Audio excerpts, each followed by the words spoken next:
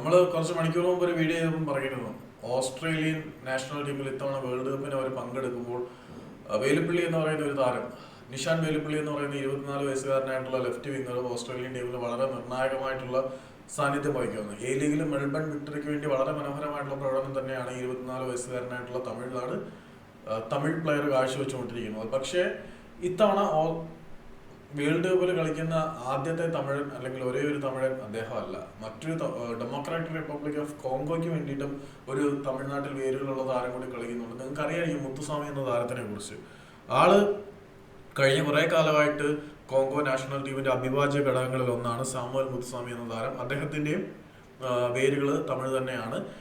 പക്ഷെ രണ്ടുപേരും തമ്മിൽ കുറച്ച് ഡിഫറൻസ് ഉണ്ട്. സാമുവൽ മുത്തുസ്വാമി കുറച്ച് ഡിഫെൻസീവായിട്ട് കളിക്കുന്ന താരവും അത്യാവശ്യം ആള് ഒഫൻസീവ് പ്ലെയർ ആണ്.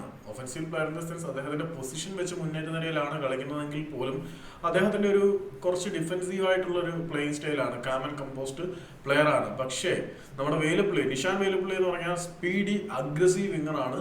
ഗോൾ അടിക്കാനും ഗോൾ അവസരം ഒരുക്കാനും എടുക്കാനാണ്. ഓസ്ട്രേലിയയുടെ വേൾഡ് കപ്പ് ക്വാളിഫയർ മത്സരങ്ങളിലെല്ലാം വളരെ മികച്ച പ്രകടനം തന്നെയാണ് നിഷാൻ വേലുപ്പിള്ളി കാഴ്ചവെച്ചത്. ഏതായാലും രണ്ട് തമിഴ് താരങ്ങൾ ഇത്തവണ വേൾഡ് കപ്പിന് തയ്യാറെടുക്കുന്നുണ്ട്. ഒന്ന് നിഷാൻ വേലുപ്പിള്ളിയും മറ്റൊന്ന് നമ്മുടെ സാമുവൽ മുത്തുസ്വാമിയും കോങ്കോടെ.